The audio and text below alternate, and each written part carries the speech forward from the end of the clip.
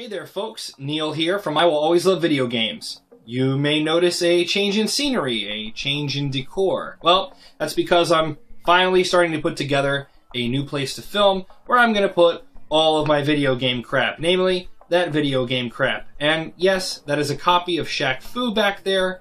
I make no apologies. I'm still trying to move things around and get the lighting right, as you can tell, but it's coming along nicely. Anyway, it's been a while since I've done a finds video, and since my last one, I have come across a few things that I'd like to share with you.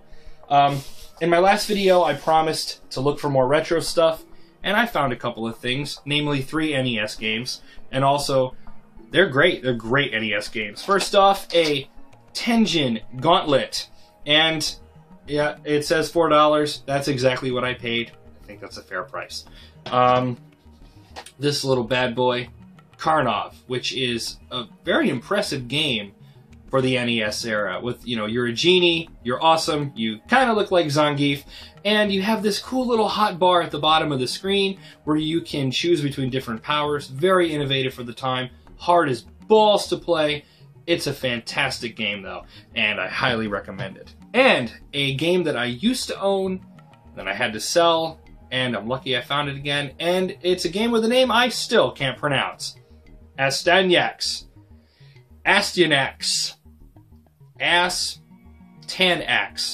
Whatever. It's a good game. I'm glad I have it in my possession again. On to some PC finds. SimCity 2000, which I owned for my Mac for many years. Yes, I had a Mac. I hear you laughing. Shut up. But now I have it again. I'm going to pop this in, put on the Urban Renewal Kit, build whatever the hell I want, and then completely destroy it. Just like when I was a kid. Best thing to do in these games.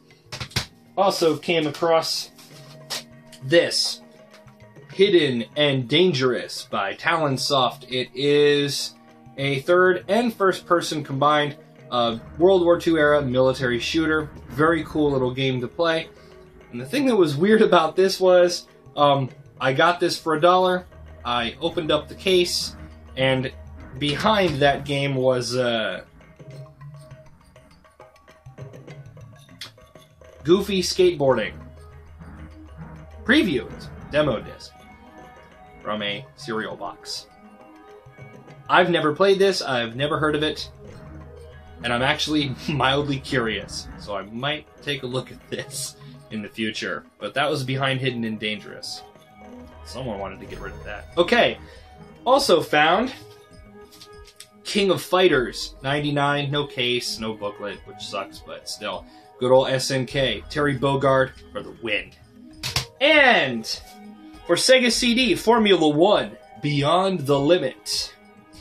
Something I've noticed about the Sega CD games that I've come across is, unless it's a very generic, easy to find title, you know, like Sewer Shark copies are always destroyed.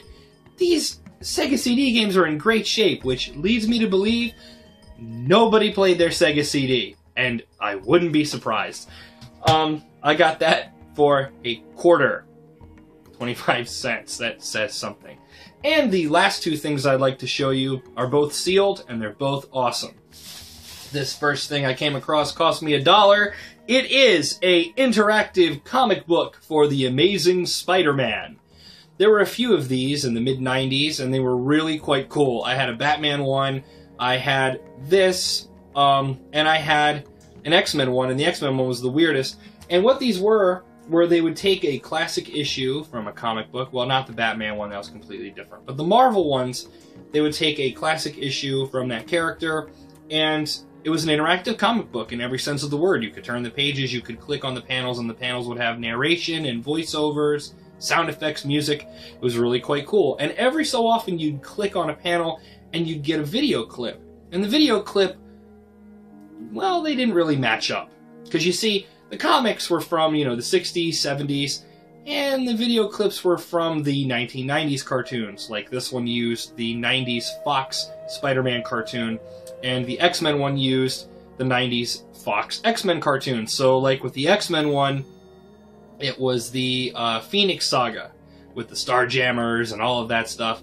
And it was really cool. You're going through the book, you click on the video, and all of a sudden you're transported to the 1990s and you're watching characters that are like Gambit and Rogue that are not even in the original story, but you could forgive it. They were trying. They really wanted you to enjoy these. Stan Lee would appear at the beginning of each one and look you right in the face. Hi, heroes! Fasten your seatbelts. Like, you could feel the energy. They really wanted you to enjoy it, and you did kind of feel like your comic book came to life. So it was very cool to find this. I'm never going to open it. It's just a really cool thing, especially as a video game, computer, and comic fan. And the last thing that I came across is just awesome. And for those who don't know what this is, it's going to look very generic, it's going to look very boring, and they're going to wonder why the hell does he care? But I'll tell you why. This is also completely sealed. I spent $2 on this, on a 3.5-inch floppy disk for IBM and compatibles. Laser Squad. Very generic looking. Extremely generic looking by today's standards. And you're probably thinking, the hell do you care about this thing? Well, the reason why I care about this is because I'm a fan of the XCOM series. And this is the precursor to the XCOM series. Julian Galop, I hope I'm pronouncing that right. I'm still not sure if it's Galop or Gollop, whatever.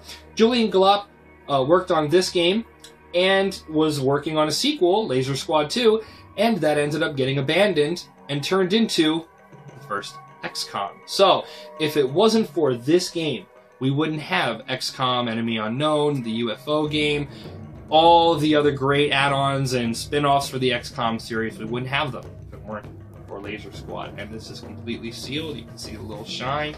You can hear the little thing on the side, the sealant.